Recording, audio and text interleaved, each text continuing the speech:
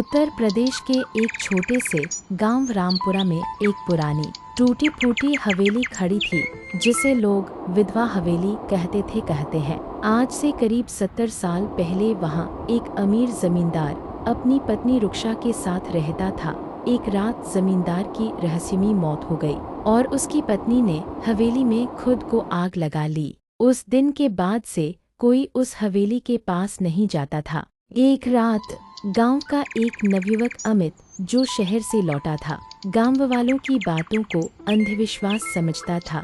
उसने ठान लिया कि वो एक रात उस हवेली में गुजारेगा और सबको गलत साबित करेगा।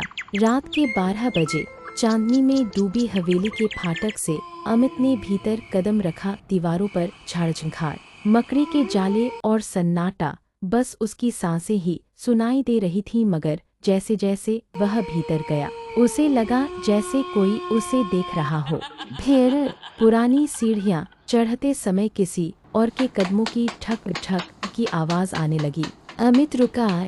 कौन है? उसने पुकारा। कोई जवाब नहीं आया, लेकिन अब हवेली की दीवारों पर किसी औरत की धीमी सिसकियां गूंजने लगी। अचानक एक खिड़की अपने आप खुली और बाहर से ठंडी हवा आई, मगर उस हवा के साथ एक सफेद साड़ी में लिपटी अधजली औरत की परछाई उसके सामने आ गई।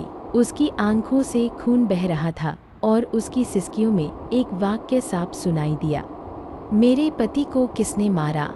और यह सुनते ही अमित बेहोश हो गया। अगली सुबह अमित गांव वालों को हवेली के सामने बेहोश पड़ा मिला, और जब उसे होश आया तो वह बोल नहीं पा रहा था, मानो किसी ने उसकी आवाज छीन ली हो। उसी दिन से गांव वालों का कहना है कि रुक्षा की आत्मा आज भी अपने पति के हत्यारे को ढूंढ रही है।